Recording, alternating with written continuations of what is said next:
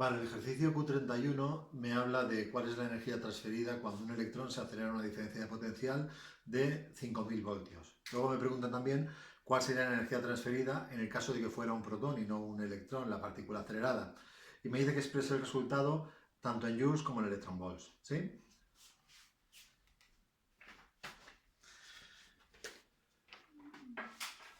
Bien, pues primero de todo tenemos que apuntarnos los datos. Este es el 31. Los datos que tenemos es que la diferencia de potencial a la cual estoy sometiendo a las partículas cargadas, electrón o protón, son 5000 voltios.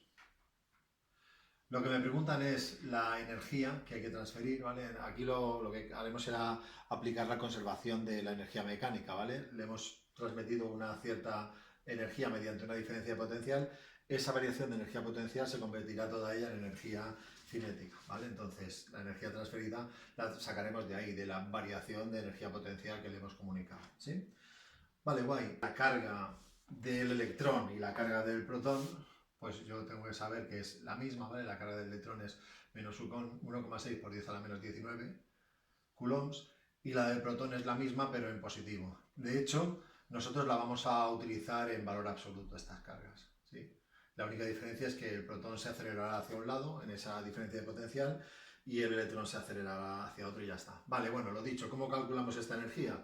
Pues la energía transferida es una medida de la variación de energía potencial que le hemos provocado. Sabemos que la variación de energía potencial es la diferencia de potencial multiplicada por el valor de la carga.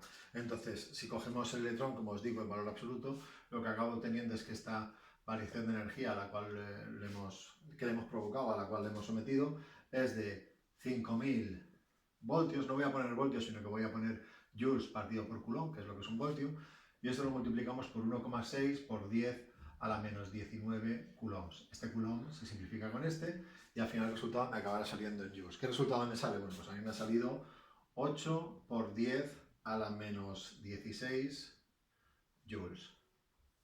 Vale, esta será la energía que transferiríamos a un electrón sometido a esa diferencia de potencial. Bien, ¿cuál será la energía transferida para el caso de un protón? Pues exactamente la misma. Si os dais cuenta, la energía transferida depende de la diferencia de potencial, que la han fijado en 5000 voltios, y la carga.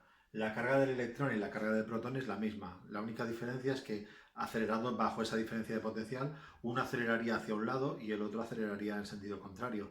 Pero la energía transferida sería exactamente la misma para los dos, ¿vale?